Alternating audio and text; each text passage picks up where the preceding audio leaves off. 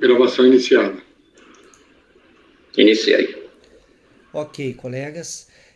Então vamos dar sequência aqui ao nosso julgamento, a nossa sessão de julgamento pelo item 45 da pauta, do contribuinte SOMEI, Sociedade Mantiqueira Empreendimentos Imobiliários, acredito que seja isso, o nome está abreviado aqui na pauta, item 45.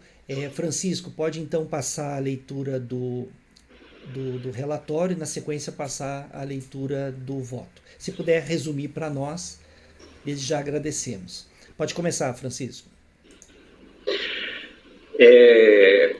A autuação corresponde à cobrança de contribuição social incidente sobre mão de obra e construção civil, e aí o relatório traz: em razão da não apresentação de escrituração contábil, a mão de obra foi aferida, quando então foi utilizada a DISO, Declaração de Informação sobre Mão de Obra, apresentada pelo contribuinte em 6 de 12 de 2007, a qual informa que trata de obra nova em alvenaria, tipo salas e lojas comerciais, com um pavimento, com área de 1.295,83 metros quadrados. Em decorrência, emitiu-se o ARO, Aviso de Regularização de Obra, ARO 76478, no qual se observa que foi apurado uma remuneração de mão de obra, foi apurada como remuneração de mão de obra o valor de R$ 164.175,29, em aplicação do custo unitário básico elaborado pelo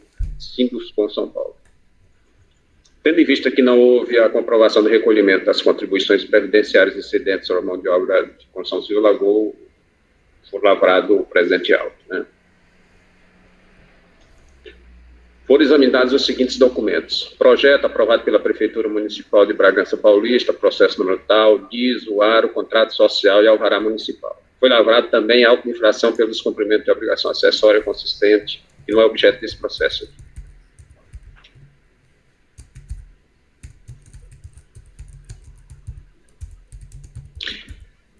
Notificado pessoalmente deste auto de infração, o sujeito passivo impugnou por meio do expediente folha 51.7131, no qual alega em síntese.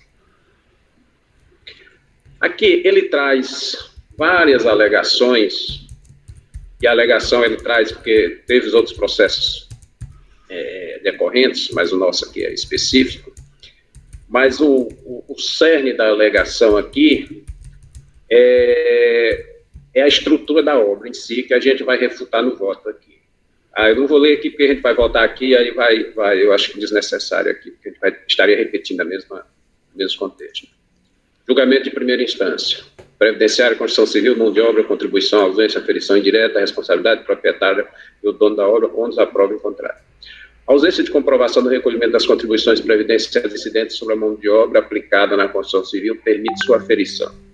O montante dos salários pagos pela execução da obra de construção civil é obtido mediante cálculo da mão de obra empregada proporcional à área construída e o padrão de execução da obra, cabendo ao proprietário ou dono da obra o ônus da prova em contrário. Essa é a ementa da decisão de primeira instância zarada pela Delegacia da Receita Federal em Campinas.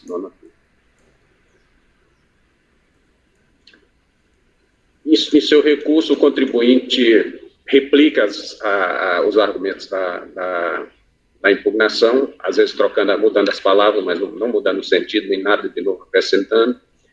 E aí, em síntese, traz: apresentou DISO, cuja obra de engenharia se enquadrar como galpão industrial, mas o ARO foi emitido como sendo referido de imóvel de uso comercial, salas e lojas, razão por que solicitou retificação do suposto erro, pleito não atendido pela Receita. Em 26 de 3 de 2008, recebeu o termo de iniciação e em 8 de 7 de 2008 e 3 de 9 de 2008 recebeu o termo de intimação requisitando a apresentação do documento. Em 29, recebeu os autos de infração, apresentou impugnação tempestiva e foi julgado improcedente.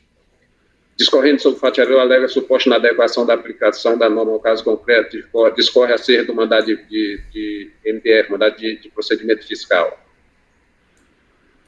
Diz que os documentos apresentados pela Prefeitura, regularização e habite se indicam se tratar de 20 barracões de uso comercial, justificando o referido enquadramento como galpão industrial. apresenta laudo pericial realizado pelo arquiteto senhor fulano de tal, o qual, no tópico 2, a vistoria física diz: conforme vistoria realizada no local, documentos 3, 4, 5, em correspondências com a documentação acima, constatamos se tratar de barracões sem uso definido. Esse é o relatório. O recurso é tempestivo, atende os demais requisitos de admissibilidade dele, eu tomo conhecimento.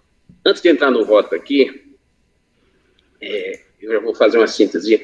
Lá na DIS, quando ele apresentou para salas comerciais. Aí o cerne da questão, ele quer entender o seguinte: ele tem barracões, e o próprio laudo aqui ele diz, são barracões, ele tem 20 barracões. Então ele queria retificar essas salas comerciais para 20 barracões. E quer enquadrar como galpão, e não como salas e lojas. A discussão é essa. Aí alega nulidade, algumas questões, mandado de segurança, a gente vai ver que preenche todos os requisitos normais, mandado de procedimento fiscal. Esse mandado de procedimento fiscal, a gente vai ver lá, ele foi prorrogado normalmente, apesar disso não refletir na autuação, é questão de controle administrativo, mas foi prorrogado normalmente, então não há, e dentre as outras questões, a autuação preencheu todos os requisitos exigidos pela norma, não consta que houve enquadramento em algumas das situações do artigo 59 do PAF, que seria nulo, então por isso a gente refuta essa preliminar nulidade. Quanto ao mérito, a essência da discussão nada alterou em função do que foi discutido na decisão de origem, e aí a gente replica a decisão da DRJ, por entender que é a correta. Porque a DIS foi salas comerciais, o próprio laudo por ele apresentado agora para o engenheiro, não, são barracões, sem uso específico. Agora, são 20 barracões, então está lá na prefeitura. E o DIS era lojas e salas comerciais. Então, o projeto, quando foi aprovado... Então, a obrigação principal consiste no dever de pagar tributo ou penalidade e surge com a ocorrência de fato gerador. A obrigação acessória, então, ele traz uma... Como são vários autos, ele traz essa discorre acerca da obrigação acessória. Para nós interessa essa parte, que é do processo principal das contribuições em si, não do descumprimento de obrigação acessória. Os fundamentos legais. Consoante relatório fiscal, foi constatado que o contribuinte apresentou declaração e informações sobre edificação de obra de construção civil, DISO, com área de 1.295,83 metros quadrados, matrícula tal, matrícula previdência social número tal, sem comprovação de qualquer recolhimento de contribuições previdenciárias incidentes sobre a mão de obra aplicada na obra. Foi feito. Diante da inexistência de escrituração contábil, apurou-se o custo da mesma, ou seja, o valor da mão de obra, base de cálculo das contribuições previdenciárias, mediante aferição. Quando, então, foi utilizado o CUP, custo unitário básico, elaborado pelo Sinduscom, em aplicação do parágrafo 4º do artigo 33 da Lei 8.202/91. Ele transcreve a lei. Pelo que pode-se afirmar que o procedimento fiscal não se encontra fundamentado tão somente no artigo 431 da IN MPS SRP número 325, como pretende fazer crer a autuada, mas sim em todos os dispositivos constantes da NFLD, fundamentos legais. Isso aqui ele está tocando uma parte que eu já refutei lá em cima da Constituição do Auto, que não foi nulo, da obra. A parte da controvérsia estabelecida pela autuada em relação ao tipo de obra em questão, vejamos como a matéria encontra-se disciplinada pela IN. Aí ele traz a IN MPS SRP número 3/2005. Aí ele traz os dizeres da IN aqui sobre a questão de fundamentação de prova de obra. Quer dizer, o enquadramento se dará conforme o tipo de projeto, o que não muda em nada a situação da autuada, uma vez que a obra em encomenda se trata de regularização de 20 barracões para uso comercial, como se verifica na cópia juntada à folha 24. Acrescente-se a isso o entendimento do CO, Serviço de Orientação e Análise Tributária, que assim se manifestou, folha 29.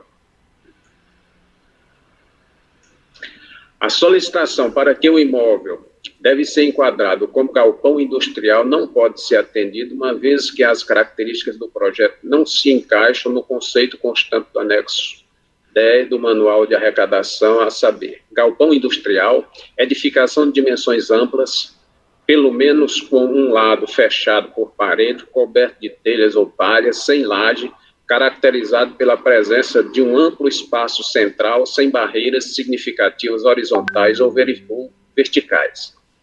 Vejam que lá na impugnação, ele cita assim, que ele apresentou a DISO, salas comerciais, e aí depois tentou retificar. Quando ele foi apurar a contribuição, quando ele foi autuado, aí ele tentou, quando ele foi regularizar o aro, ele contestou, ele quis retificar aquela DISO lá de salas comerciais para galpão.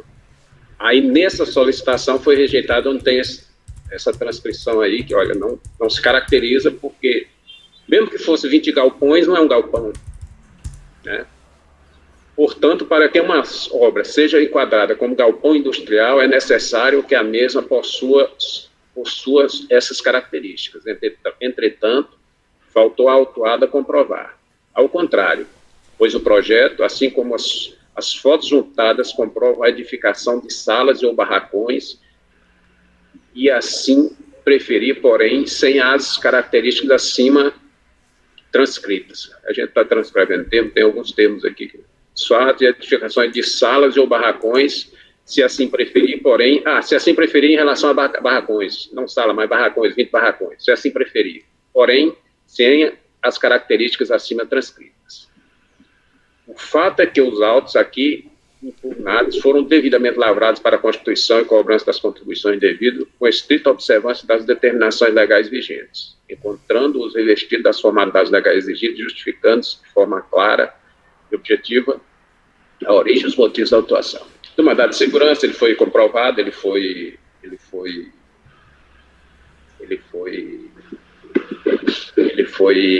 prorrogado normalmente.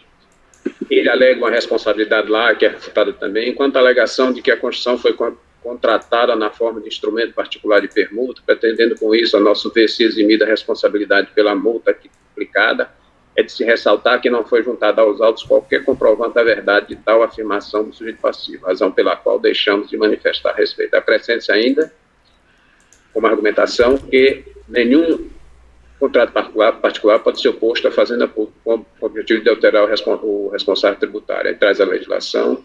Isso aqui é eu mantive aqui, isso aqui certamente sobre as outras obrigações, mas, como ele fala, ele tem uma impugnação só, um contexto só, então, para que a gente afastar alguma possibilidade de ser contestado, que essa parte não veio aos autos, a gente transcreveu também. Com efeito, temos que a lavratura do presente auto de infração segue os elementos e requisitos de formação válida, sendo observados os princípios da motivação e da legalidade dos atos administrativos, não havendo se falar, portanto, em cancelamento do mesmo. Enfim, sobre qualquer aspecto por que se examine o procedimento fiscal, a única conclusão possível é a de que ele está em perfeita sintonia com os dispositivos legais retrocitados, em razão do que os autos devem ser considerados procedentes. Ou seja, o contribuinte quer que a aferição seja em cima de um galpão. E o galpão, como bem colocou lá a transcrição, está posta na transcrição, ele não pode ter divisão, é um galpão, nem laje. E aqui são, mesmo, como eles dizem, assim, mesmo se considerar galpão, são 20 galpões, só aí já descaracteriza o galpão para efeito do enquadramento lá. E aí, nesse entendimento, por mim acompanhado, eu rejeito a preliminar de nulidade e nego o provimento ao recurso. É como voto.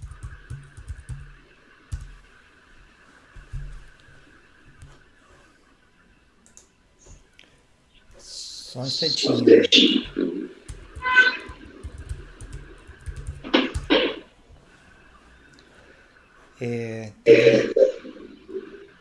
Tá dando eco a minha voz. Deixa eu fechar aqui. Tá. Eu tô ouvindo a minha voz.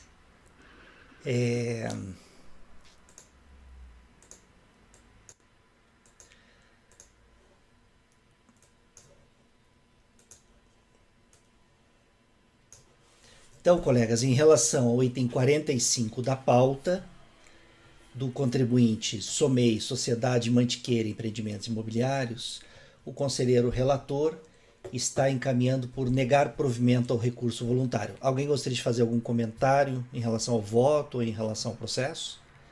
Não. Alguém diverge do voto do relator? Ninguém diverge. Então, eu também não divirjo. Em relação ao item 45 da pauta, ficará assim a decisão. Acordam os membros do colegiado, por unanimidade de votos, em negar provimento ao recurso voluntário. Tá? Esse foi o item 45 da pauta.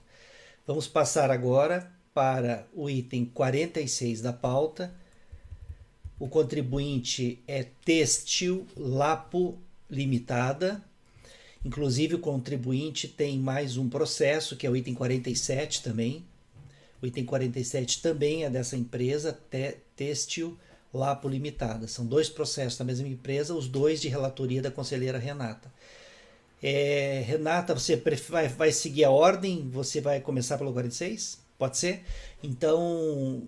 Dani, só um minutinho. Ô, Rê, no teu acordo tá Têxtil Lapo SA e na pauta saiu como limitada. Não devo ter... Dá uma conferida, só senão volta, né? Não, tranquilo. É bom conferir. Então tá. Então, Renata, então pode iniciar a leitura do relatório e já na sequência passar para o voto do item 46. Pode começar. Minutinho, deixa eu abrir aqui. Tá tão lento minha pasta T. Super, super lento. Só um minutinho.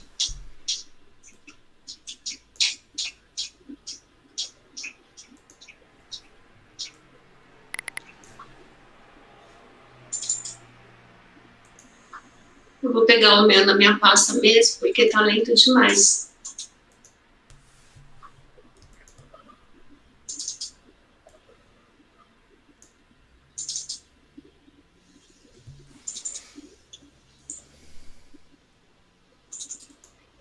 Eles são iguais, tá? É não conhecimento por inovação.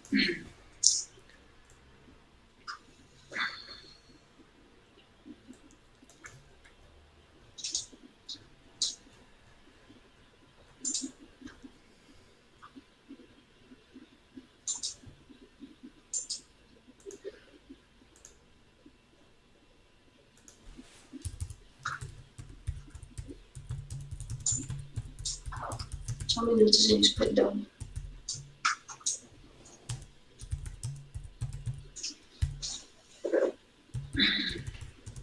O relatório é bem curtinho, então vamos. Posso ir? Por bem escrever os fatos até o julgamento em primeira instância, adoto o seguinte trecho do relatório da decisão recorrida abaixo de produzido.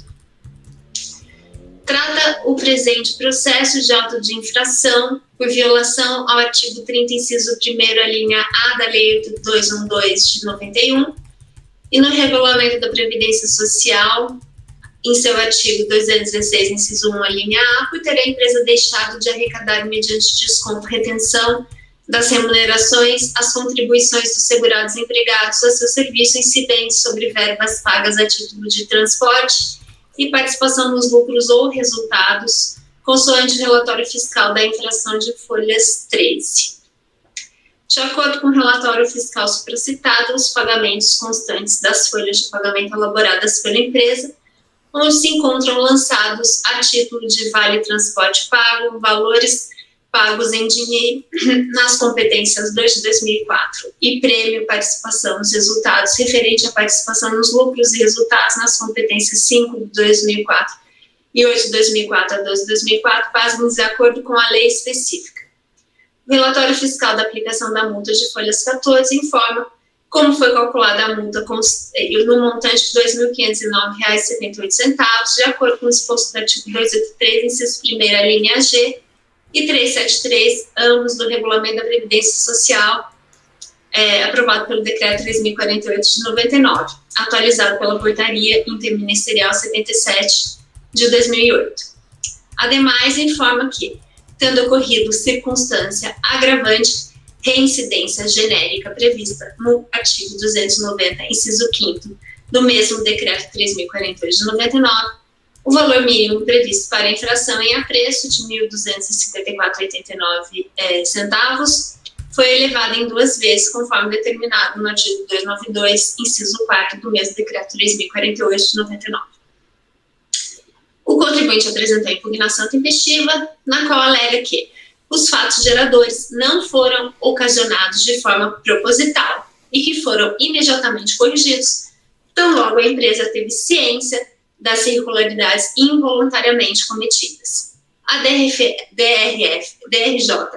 SP1 julgou a impugnação improcedente em decisão emendada conforme emenda abaixo transcrito. Notificado do acórdão aos 24 de 2 de 2010, o contribuinte apresentou recurso voluntário aos 21 de janeiro de 2011. Não houve contrarrazões, é o relatório. Aí vamos para o voto. O recurso voluntário é tempestivo, mas não deve ser conhecido.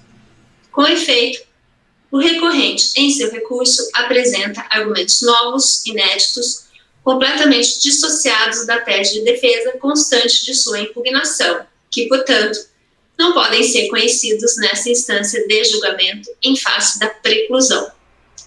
De fato, em sua impugnação destinada à defesa conjunta tanto do auto de infração objeto deste processo administrativo, quanto do AI-DEB-CAD de número final 950-0, que é objeto dos autos do processo administrativo fiscal número final 2008-76, que é o outro, tá? Que é o 47, tá? Que é o próximo.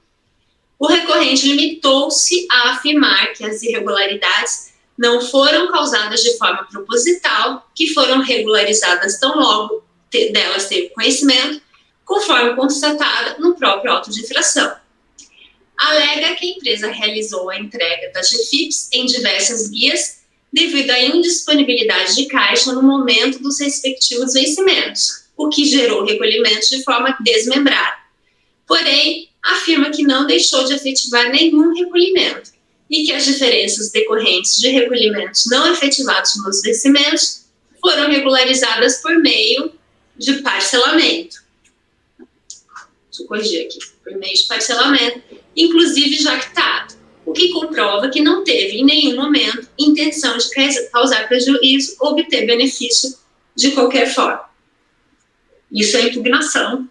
Se limitou a isso, esses 2 parágrafos. Em seu recurso voluntário, por seu turno, o recorrente pretende discutir o conceito de salário e a não incidência de contribuições previdenciárias sobre verbas não salariais, quais sejam a participação nos lucros e resultados e o vale-transporte. Ou seja, traz argumentos absolutamente divorciados de sua tese constante da impugnação, que não podem ser apreciados por este tribunal. Ops. Estou fazendo no M aqui. Podem. Com efeito, dispõe o artigo 16, inciso 3º do decreto 235, que os motivos de fato e de direito em que se fundamenta a impugnação mencionará os motivos de fato e de direito em que se fundamentam, os pontos de discordância e as razões que possuir e provas que possuir.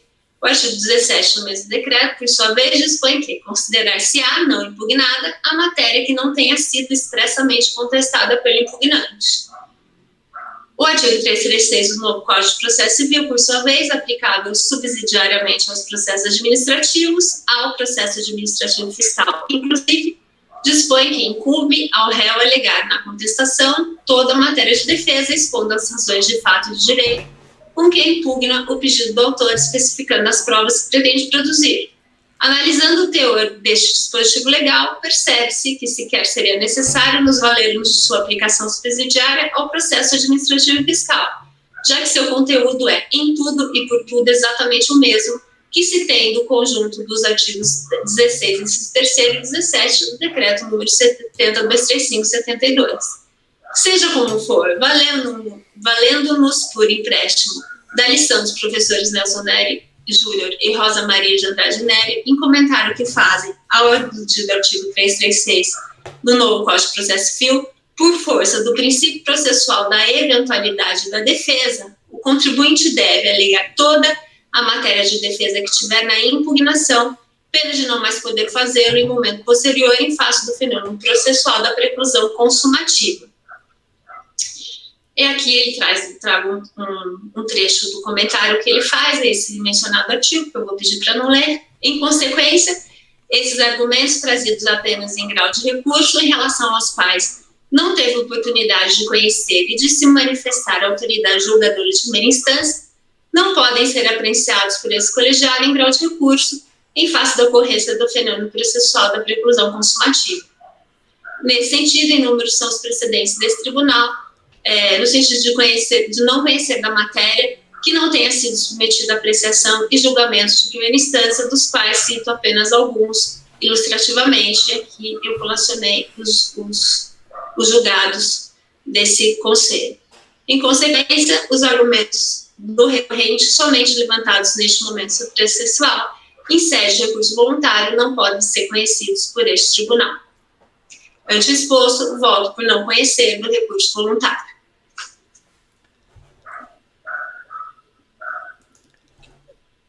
Ok, colegas. A conselheira Renata, em relação ao item 46 da pauta, não está conhecendo do recurso por falta de pré-questionamento, né, Renata? Por falta eu não gosto dessa palavra pré-questionamento. É por isso mesmo, por falta de alegação. Eu vou dizer para você como eu coloquei ali como eu redigi. Alguém diverge do voto da relatora? Alguém discorda? Alguém gostaria de fazer algum comentário? Não? Então, Renata, eu escrevi assim, na decisão. Acordam os membros do colegiado por unanimidade de votos em não conhecer do recurso por falta de pré-questionamento das alegações recursais em sede de impugnação. Fica melhor assim, né? Mais completinho, né? Só pré-questionamento fica... Então, falta de pré-questionamento das alegações recursais em sede de impugnação. E o caso... O 47 é exatamente a mesma coisa. Inclusive, situação. A defesa é exatamente... A impugnação é a mesma. Ele usou a mesmíssima impugnação. Querem ir lá já para o 47? Eu vi que o Gregório balançou a cabeça, já deve ter até lido já o outro voto. Né? Já vi, é igual. O 47, ele usou a mesma impugnação para fazer a defesa dos dois autos de infração. Então, a mesma defesa que ele usou para um, ele usou para outro. Ele deve ter feito a impugnação ele mesmo, contribuinte, e quando chegou no recurso voluntário, ele contratou um escritório. É o que parece que aconteceu. Aí o escritório veio e deve ter falado, vou tentar salvar alguma coisa aqui. E daí ele tentou fazer uma defesa, né? Enfim. E aí o 47 é CFL 68. E aí ele vem discutir a forma de aplicação da multa. E a aplicação da multa mais benigna. Tá.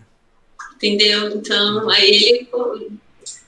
Tá. Mesma traz várias alegações sobre a retroatividade benigna e tal. Tá. Eu abri aqui, realmente tá desse jeito. Então tá. Colegas, em relação ao item 47 da pauta, a conselheira Renata também está encaminhando por não conhecer do recurso voluntário por falta de pré-questionamento das alegações recursais em sede de impugnação. Alguém diverge? Ninguém diverge? Ninguém gostaria de fazer um comentário? Não? Então, em relação ao item 47 da pauta, ficará a mesma decisão. Acordam os membros do colegiado por unanimidade de votos em não conhecer do recurso voluntário por falta de pré-questionamento das alegações recursais em sede de impugnação. Bem, apenas porque minha câmera estava desligada, eu tinha pegado uma água, também não de vídeo, para registrar em vídeo. Ah, tá, tranquilo. Ok. Eu acho que o Rafael está sem a câmera também. Eu não sei se isso, procedimentalmente falando, é legal, porque ele não se pronunciou. Não, eu concordo, sim. Concordo. Obrigado, Márcio. Estava aqui só que eu estava em pé, desculpa.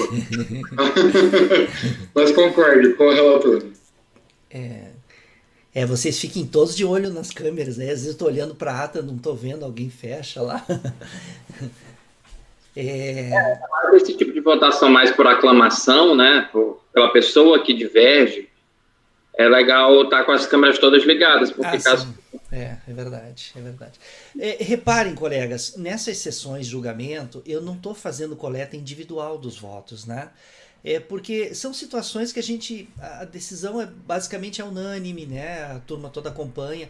Questões mais polêmicas, assim, processos mais discutidos, em que muitas vezes cada um vota num sentido, aí é bom sim coletar individualmente. Mas assim, vocês reparam que está sendo feito sem problema, né? E está sendo aberta a oportunidade para todos se manifestarem, né? Todos comentarem. Então acho que não vejo problema nesse caso. Mas você tem razão, Márcia, é bom que todos estejam visíveis, né? Por exemplo, o Rafael agora sumiu ali, agora voltou, agora a Ana sumiu. Deixa eu só pegar um livro aqui. Não, tranquilo, gente, tranquilo. Então tá, fizemos o item 46 e 47, ambos do mesmo contribuinte, têxtil Lapo Limitada, os dois recursos não foram conhecidos por falta... Então, até desse processo aí é do Daniel, porque o voto da Rê, ela fala de efeito devolutivo e o Dani põe pré-questionamento. E eu tenho para mim que não são os mesmos institutos jurídicos, eles têm naturezas diferentes, então a gente vota uma coisa e põe outra na ata, sabe, Dani? Eu acho até que... E eu vejo que o CARF usa muito isso do pré-questionamento de uma forma genérica e eu não... Até porque o novo CPC flexibiliza muito o pré-questionamento, então acho que não dá nem para ficar... Deixa eu ver o livro, Ana. Na sua opinião, seria o que é? Deixa eu ver o livro. Deixar igual... Quem é? Daniel? Do Daniel. Daniel o quê? Do Daniel Assunção Neves. Ah, tá. Ana, podemos fazer assim, então, nesses dois. Não conhecer do recurso voluntário nos termos do voto da relatora. É melhor? Acho que sim. Todos estão de acordo? Nós não mudamos o resultado, é só a redação ali. Mas depois, Ana, passa para nós esse entendimento teu, né? De repente a gente poderia adotar em outros processos. Na verdade, eu lembro, não sei se vocês já ouviram, vocês conhecem o Flávio Yatkin? Ele é da USP. Na verdade, o pré-questionamento é suscitar a matéria, na verdade. O que a gente falava é suscitar a matéria, mas ele vai falar o que se entende, na verdade, por pré-questionamento, na verdade, ele é um pré-respondimento.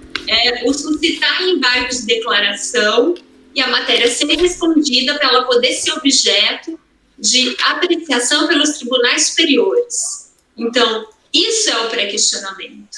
Uhum. Então, a gente fica usando o pré-questionamento, mas o conceito mesmo, ele é usado tecnicamente, nesse sentido. Então, quando você vai levar uma matéria para o tribunal superior, tanto que a Constituição é muito clara, ela fala matérias decididas pelas instâncias inferiores. Porque quando ela fala decidida, então significa que ela tem que ter sido apreciada. Então, por isso que fala pré-questionamento. Então, o Yatkin falava, não é pré-questionamento, é pré-respondimento. Você tem que suscitar embargos de declaração e você tem que forçar que a instância inferior responda. Porque você faz o embargo de declaração e a instância inferior precisa responder, porque ela tem que ser decidida, porque só assim você vai fazer com que a instância superior responda em recurso especial ou recurso extraordinário. Então, é nesse sentido que se fala em pré-questionamento, mas que, na verdade, seria pré-respondimento, se você for entender exatamente, na essência, o que é o pré-questionamento. É isso. Então, a gente... Isso. Mas é isso. Porque se a decisão... ela sabe bem o que é, né? Porque se a parte, por exemplo, se eu aleguei no recurso e o tribunal não analisou, Aí eu vou recorrer. Aí o tribunal vai falar assim, mas não foi pré-questionado. Em tese não foi, porque o tribunal não analisou. Não analisou. É isso. O defeito é do tribunal, porque aquele acórdão tem uma nulidade que foi a omissão. Agora, exatamente. Não respondeu. É o respondeu. Porque ele não respondeu. É isso. Aí eu anulo a decisão para que ela falhe, apesar de que a parte falou. Agora, se eu estou falando em efeito devolutivo, na verdade, não tem problema na decisão do tribunal. Não teria que anular aquela decisão. Porque aí o problema é da parte que não falou antes da matéria. Para devolver a matéria para julgamento. É exatamente isso.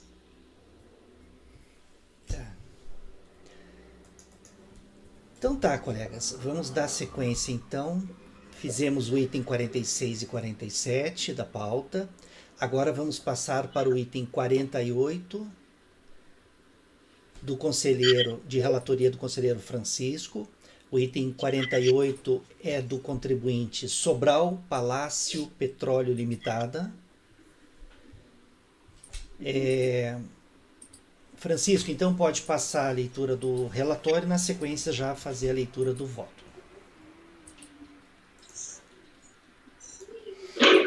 Ok.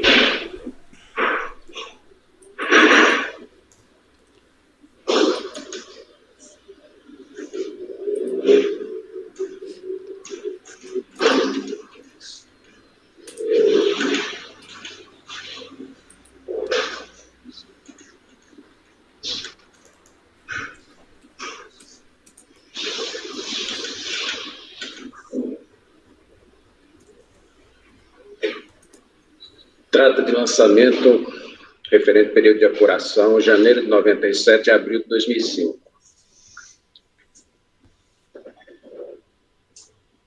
A autuação corresponde à cobrança das contribuições sociais e previdenciárias devidas pelo segurado, empregados, e aqui houve a caracterização em tese de apropriação indébita.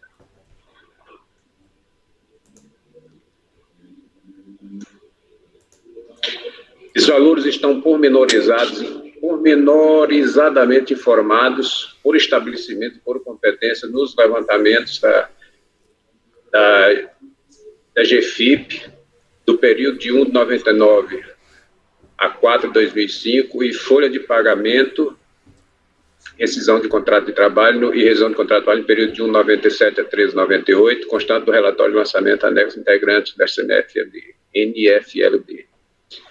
As parcelas que foram deduzidas das contribuições apuradas, constituídas por guias de recolhimento de GPS, encontram-se pormenorizadamente informadas por estabelecimento, competência e levantamento, as folhas 497654, no relatório de documentos apresentados, RDA, anexo integrante da notificação. Constatamos que o auditor notificante realizou na presente ação fiscal verificação da escrituração contábil através da análise de livros de empresa notificada no período de 1,97 a 12,94. Para o período de 2005 a 4 de 2005, o livro diário não se encontrava revestido de formalidade legal exigida, qual seja o registro na Junta Comercial do Estado. Na impugnação.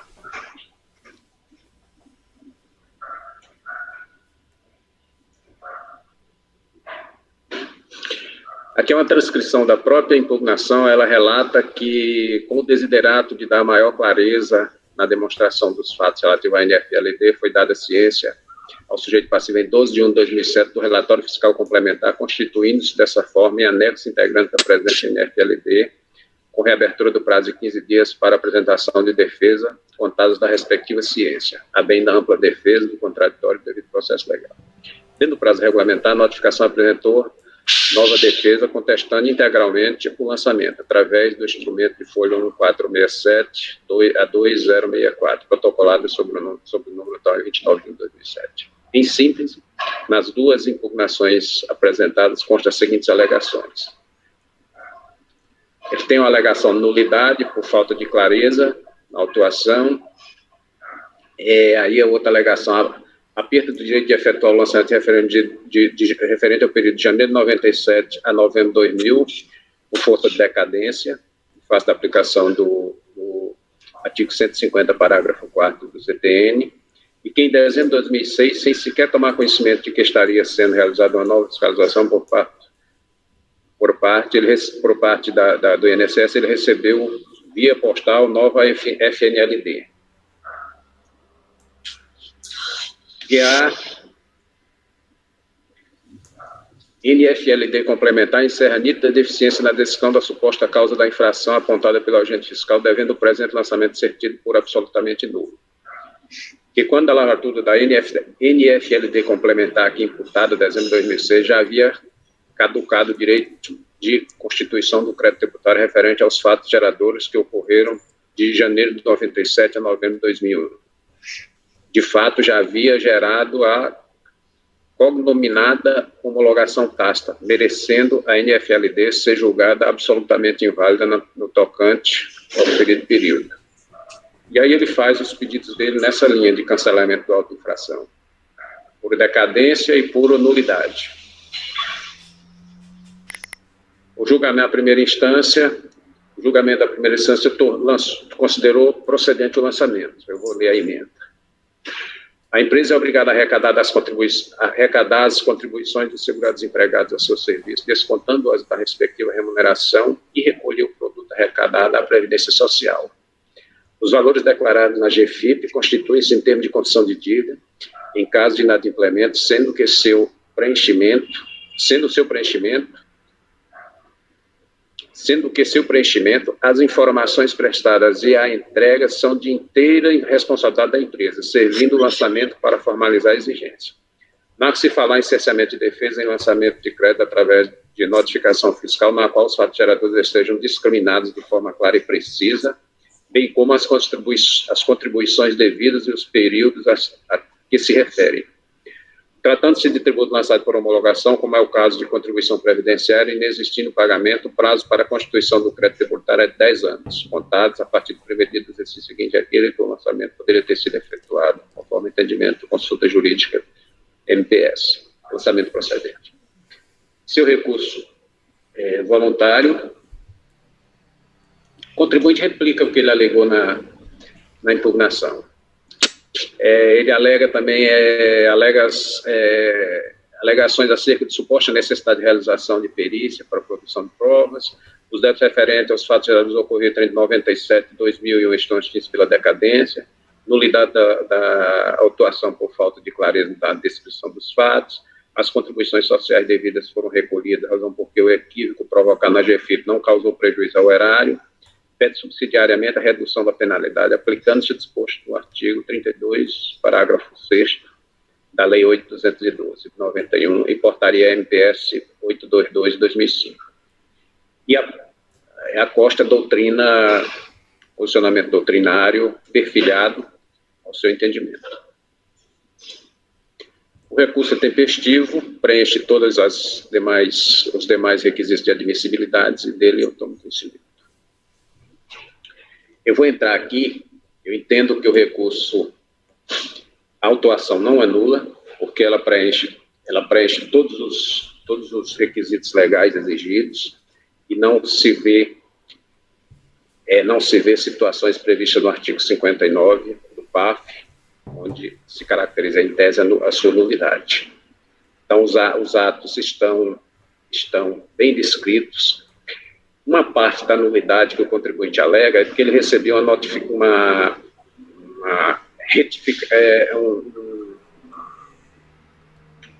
denominação que foi dada, relatório fiscal complementar. O que foi que aconteceu? Eu vou mostrar aqui mais na sequência. O processo foi baixado em diligência para o auditor esclarecer alguns pontos. E aí ele fez isso e mandou para o contribuinte, mas se trata do mesmo debitado, mesma intimação, mesma autuação, e abriu prazo para o contribuinte contrapor fato que ele entenda que deveria esclarecer melhor, e foi o que ele fez. Só que quando ele fez, ele repetiu basicamente o que ele já tinha apontado na impugnação, né? Então, entendo que aí isso é rotineiro da turma, você baixa a inteligência, o contribuinte é informado do relatório e abre prazo para ele apresentar, porque afinal pode aparecer fatos que ele não tinha percebido. Então, entendi perfeitamente natural, sem razão para declarar nulidade da autuação. Prazo decadencial. A fundamentação teórica já é de conhecimento do grupo, da turma, está aí no voto, estou passando, a gente refuta as considerações, e aí estou indo aqui para o âmago da questão.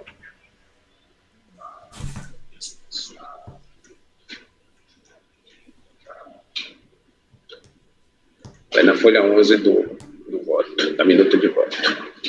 Inicialmente, vale registrar que, em 12 de 1 de 2007, a contribuinte teve ciência do relatório complementar resultante de diligência demandada pelo Serviço do Contencioso Administrativo da Delegacia da Receita Previdenciária em Fortaleza.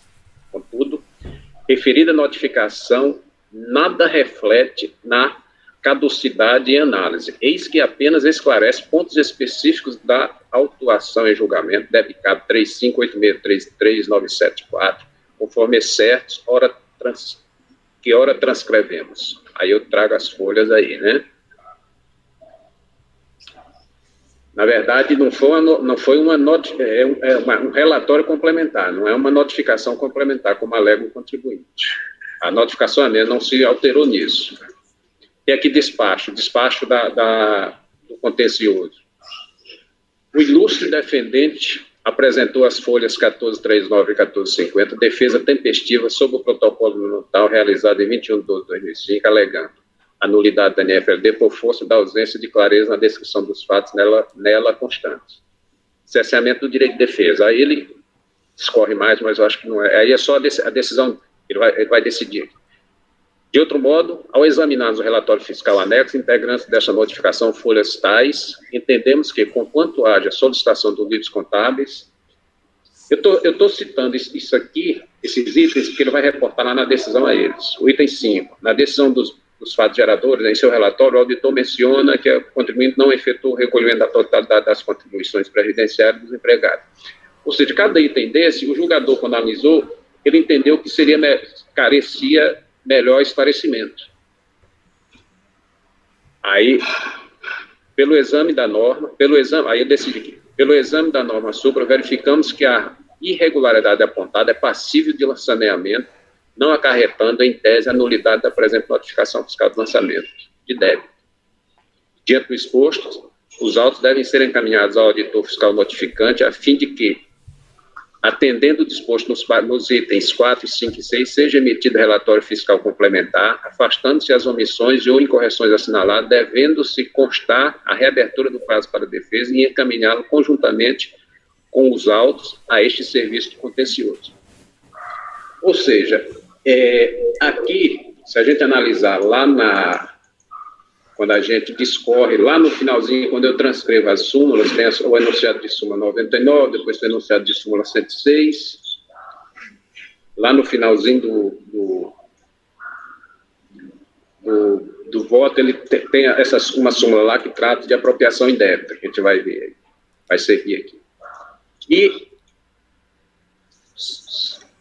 na folha, deixa eu localizar a folha aqui, fica mais fácil.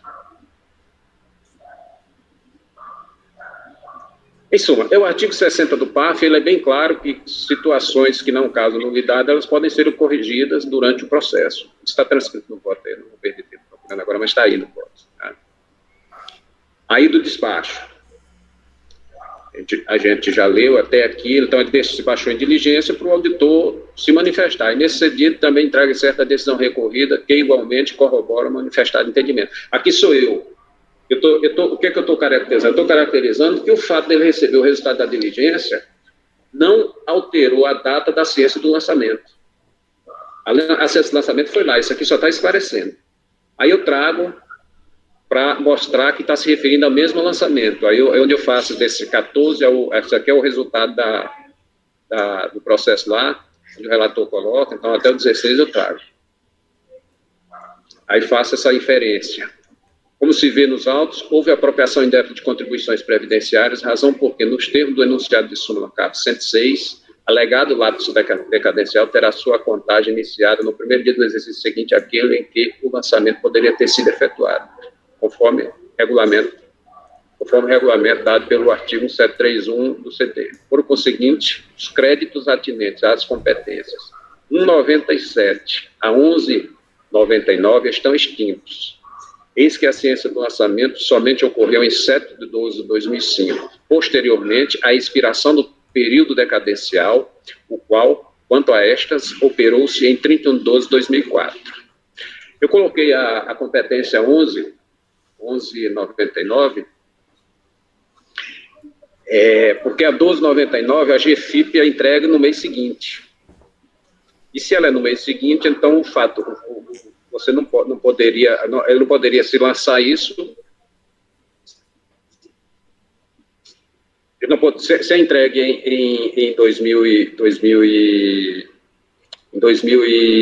no ano seguinte, ele não poderia lançar isso antes do prazo de vencimento da GFIP. Então, por isso que eu considerei o mês 11, porque se eu considerasse o mês 12, a GFIP era entregue em janeiro de 2000. Se eu entregue em janeiro de 2000, eu começaria a contar 1º de janeiro de 2001.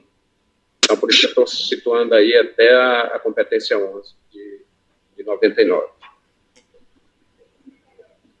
Vocês querem julgar essa parte da decadência ou segue?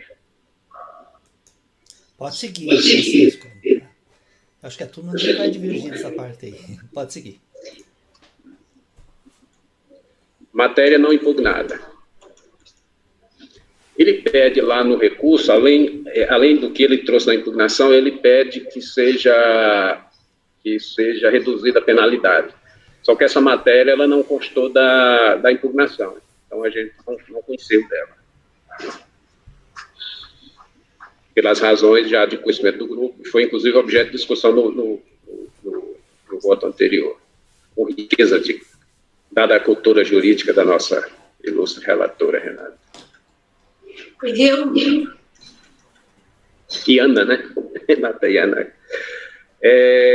Solicitação de divergência, de diligência. Aqui ele solicita, como ele solicitou lá na impugnação, solicitação de diligência para produção de provas, a gente também fundamentado aqui no artigo 18 e 20, nos artigos 18 e 28, 7235, nós refutamos que a diligência não se presta a fazer prova que deveriam ter vindo nos autos. E quanto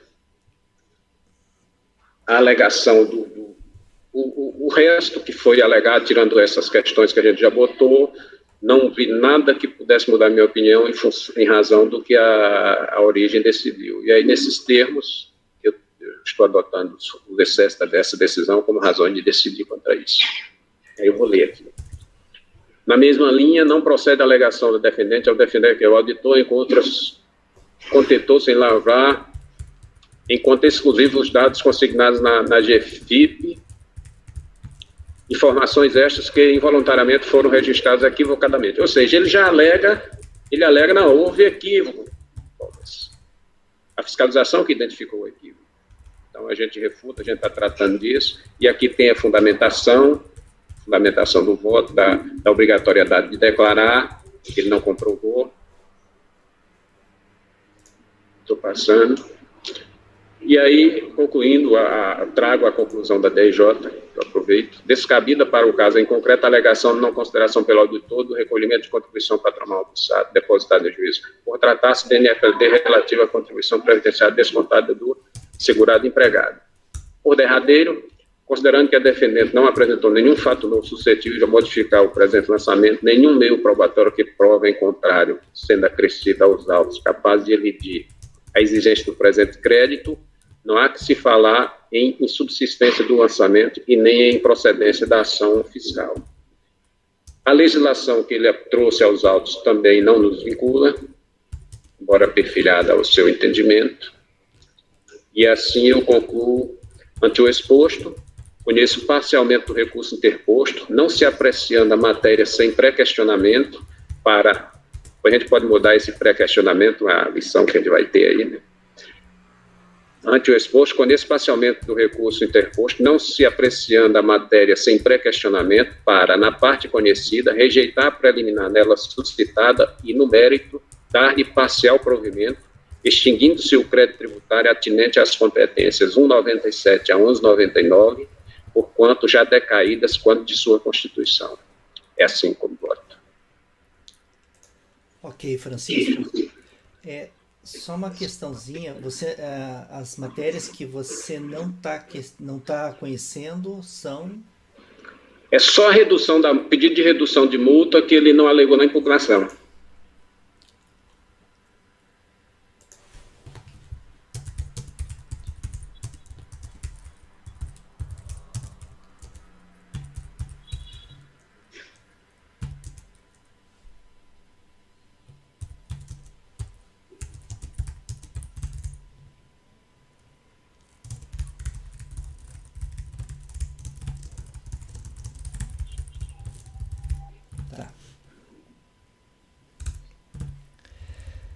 Colegas, o conselheiro relator, então, está conhecendo parcialmente do recurso voluntário, não está conhecendo do pedido de redução da multa, uma vez que não foi pré-questionado, vamos colocar assim, pré-questionado em sede de impugnação, e na parte conhecida do recurso, ele está dando parcial provimento, cancelando o lançamento até a competência 11 de 99, né, Francisco? 11 de 99, em razão da decadência. Alguém gostaria de fazer um comentário em relação a esse processo? Gregório, você gostaria de fazer um comentário? Deixa eu só ver um documento aqui, presidente, só um segundo.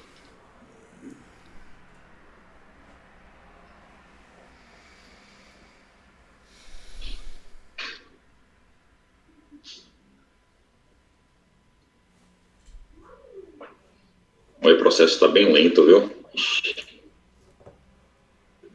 Está lento mesmo, tudo está lento o sistema.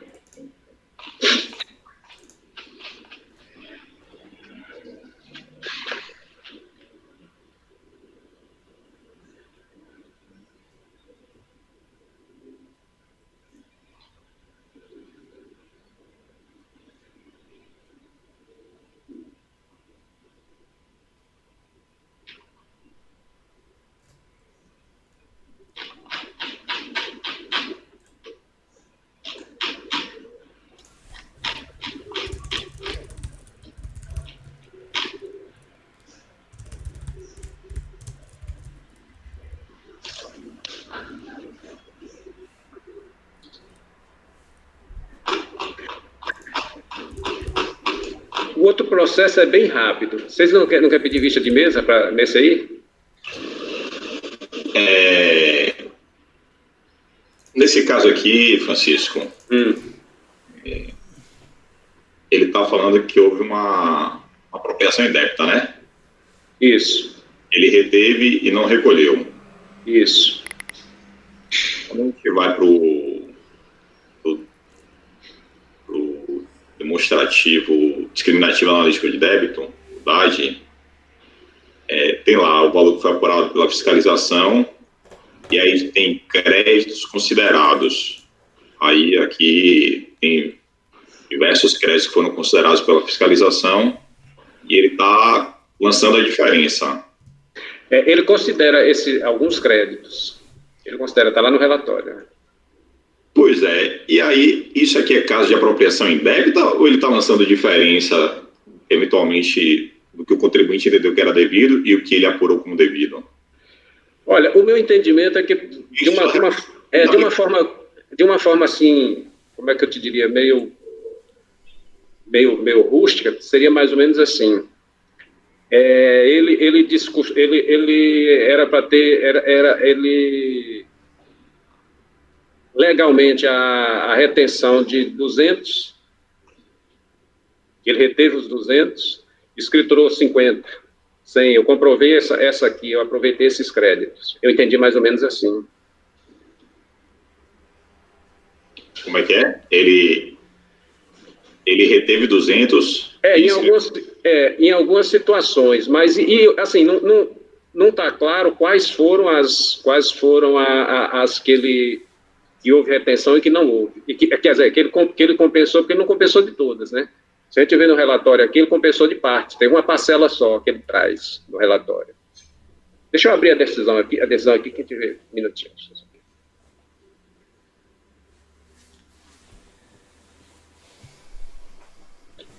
Porque, assim, eu entendi que se eu for por aí, eu estou dizendo o seguinte, olha, todos os créditos de caráter, toda a apropriação foi essa aqui, mas a autuação e o relatório, ele está dizendo que houve. Né? Deixa eu abrir aqui um minutinho. Mas eu estou entendendo o seu questionamento.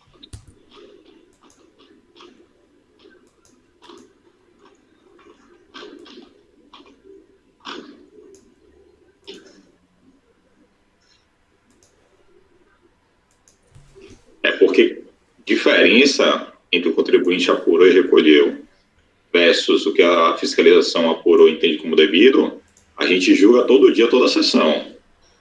Aí você caracterizar isso aqui essa diferença com uma apropriação indébita, aí já é um passo muito grande. Isso, inclusive, reflete na aplicação da decadência que você trouxe, né? Pelo que eu entendi, é porque a regra é que o levantamento se refere aos valores descontados, segurado empregado e contribuinte individual. Por isso que tem apropriação indébita, seriam valores retidos. Ele não deve ter feito o repasse integral. Ele reteve, por exemplo, 100 e pagou 30, e ficou uma diferença de 70, e ainda assim é apropriação indébita. Mas não, é isso aí que eu coloquei mesmo, Marcelo. Mas veja bem, o que Gregório está falando, eu concordo assim, se a gente tivesse derrubado o alto aqui, aí, ou parcela dele, aí a situação é diferente, que aí você não... Peraí. Se não houve a parcela dela, vamos analisar o que foi que a gente derrubou aqui, vamos analisar se isso está englobado ou não. Mas nada está sendo alterado do que foi constituído. Mas o alto é só de rubrica de empregado, né? Descontado de empregado. Pois é, eu diria, todas as competências devem ter só isso. E a gente não está afastando nada desse crédito. Não, você está tirando as competências, né? Não, isso, está tirando mais decadência, mas as outras estão permanecendo, né? Eu digo assim, do que permaneceu. Porque o que saiu, já saiu, né? É o que permaneceu, né? Esse relatório também eu vou... Você é grande a beça. Tentando abrir. É grande. O contribuinte impugnou tudo numa peça. Gregório, você não quer pedir vista, não, de repente, para analisar direito? Mas... Eu estou olhando aqui o relatório complementar, né? Está em que folhas isso, Gregório? Está 947.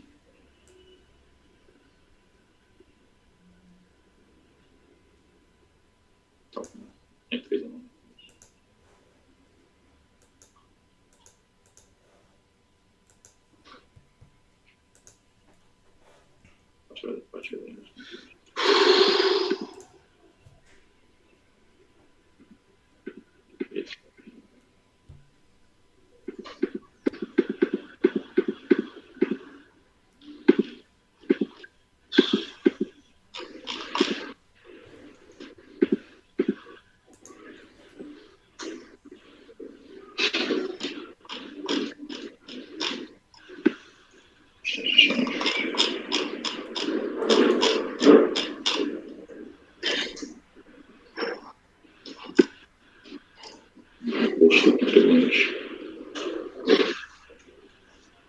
Agora você vê, esse processo é de 4 horas.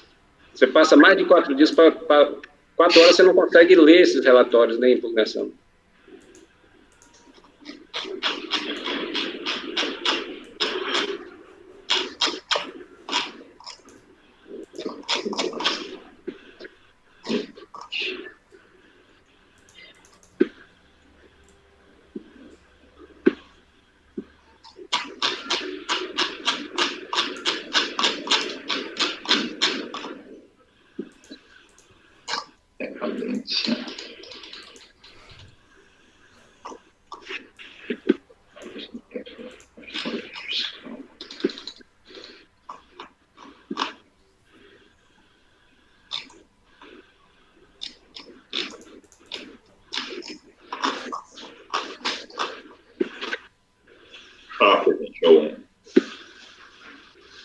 Eu posso votar.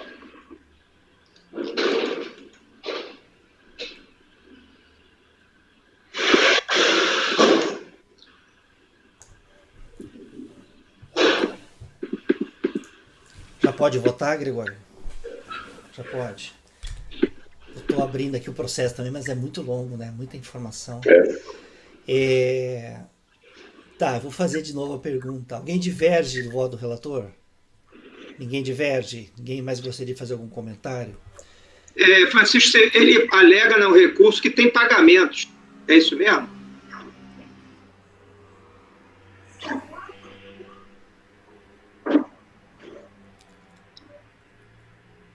Ele traz alegação, assim. Isso aí você verificou? Não, esses pagamentos foram considerados pelo fiscal. Foram considerados pela fiscalização e está no relatório complementar lá. Ele está explicando. Ok. É que me fugiu aqui quando você estava lendo, só isso. É porque é extenso, ele é muito grande, a matéria é contundente, né? Isso é um procedimento chamado de batimento de FIP e GPS. O cara declara e confere se o cara pagou. O relatório traz isso aí. Tá, colegas, então vejam. Márcio, você gostaria de falar? Não, né? Então tá. Então vejam, o conselheiro, então, relator, está conhecendo parcialmente do recurso voluntário, não está conhecendo da alegação quanto à redução da multa, uma vez que não pré-questionado em sede de impugnação, e na parte conhecida está dando parcial provimento, reconhecendo a ocorrência da decadência até a competência 1199. Alguém diverge, então? Ninguém diverge? Então, colegas, no item 48 da pauta ficou assim: acordam os membros do colegiado, por unanimidade de votos, em conhecer parcialmente do recurso voluntário, não se conhecendo da alegação quanto à redução da multa, uma vez que não pré-questionado em sede de impugnação.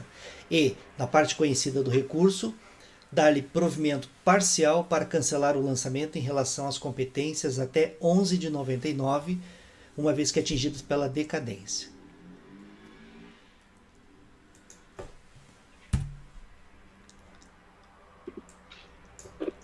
Tá. Francisco, você falou que o próximo era muito rápido de fazer. É rápido mesmo? Não é como esse, né? Não, é bem rápido. É decadência. Então vamos fazer esse, então, daí a gente já encerra para irmos para o almoço, tá? Colegas, item 49 da pauta, o contribuinte é J. Melo Limitada. Item 49, o Francisco continua sendo o relator nesse caso. Então, Francisco, pode fazer então a leitura do relatório do voto. Pode fazer um resumo mesmo, sabe? Como é decadência, então quase que dá para ir direto para o voto, mas só dá uma passadinha de... Eu vou só contextualizar aqui. E já vá para o voto.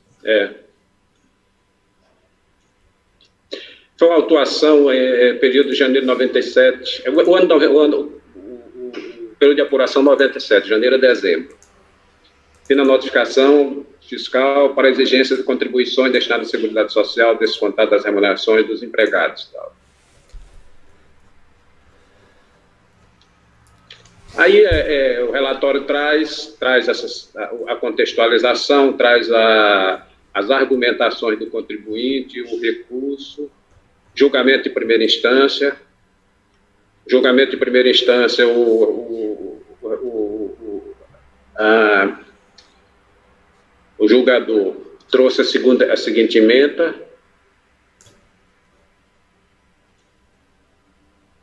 O desconto das contribuições dos segurados se presume feito oportuno e regularmente pela empresa a isso obrigada, não lhe sendo lícita legal a comissão para eximir-se do recolhimento, ficando diretamente responsável pela importância que deixou de receber ou arrecadar em desacordo com o disposto nesta lei.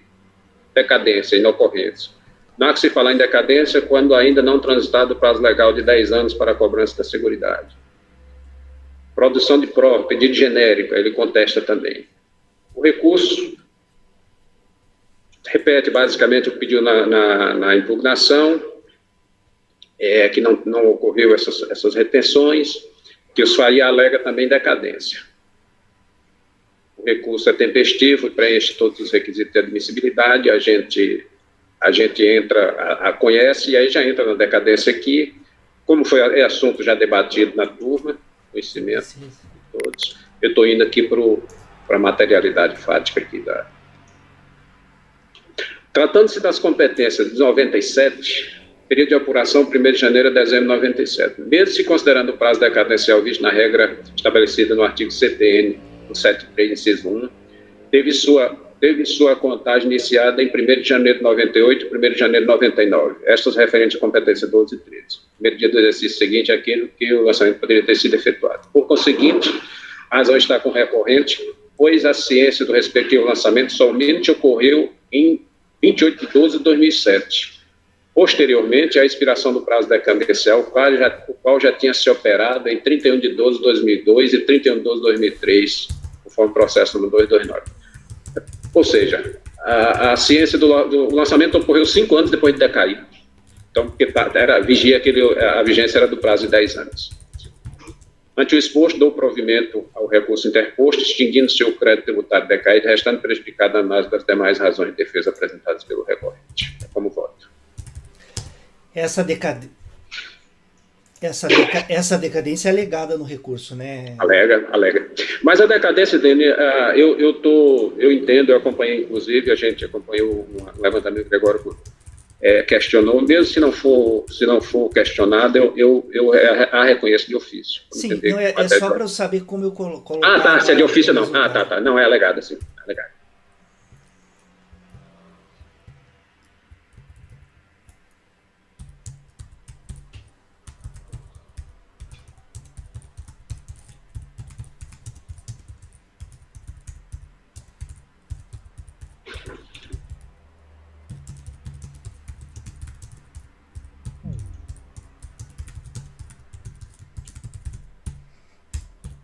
Então, colegas, o conselheiro relator está cancelando integralmente o crédito lançado, uma vez que é atingido pela decadência. E decadência muito clara aqui, né? Foi o lançamento feito numa época em que o prazo decadencial para a Seguridade Social apurar e constituir seus créditos era de 10 anos, depois com a súmula 8 do STF passou para 5 anos, e aqui realmente está bem decadente. Alguém diverge desse voto? Ninguém diverge, né? Então ficou assim, o item 49 da pauta. Acordam os membros do colegiado por unanimidade de votos em dar provimento ao recurso voluntário, cancelando-se integralmente o crédito tributário, uma vez que é atingido pela decadência. Tá? Só uma coisa, a DRJ não deu provimento parcial, né? Deu integral provimento, né? Negou provimento ao recurso, né? Eu não estou ouvindo, Francisco. Ela alegou 10 anos. Ela alegou porque na época não tinha súmula ainda. E ela não deu provimento em nada. Ela manteve integralmente o crédito lançado. Né? Então aqui na decisão vou colocar assim, cancelando integralmente o crédito tributário lançado, uma vez que é dito pela decadência. Tá bom? Isso. Então tá, colegas. Esse foi o item 49 da pauta. Ficaram apenas 2 processos da mesma empresa da Renata. Se for possível, ou à tarde ou amanhã nós temos menos processos, a gente faz esses que faltaram da Renata. Tá bom, Renata? Colegas, vamos sair para o almoço então? Então, bom almoço para vocês. A partir de agora o que é? 1h10 mais ou menos? Daqui 1 hora a gente retorna então, tá? Cada um tem um relógio aí, um tempo. Daqui 1 hora a gente retorna então. Bom almoço para vocês, tá? Beleza, bom almoço. Rafael pode encerrar a gravação e Francisco também pode parar a gravação. Eu também parar a gravação. Um abraço, bom almoço. Um abraço e bom almoço para todos.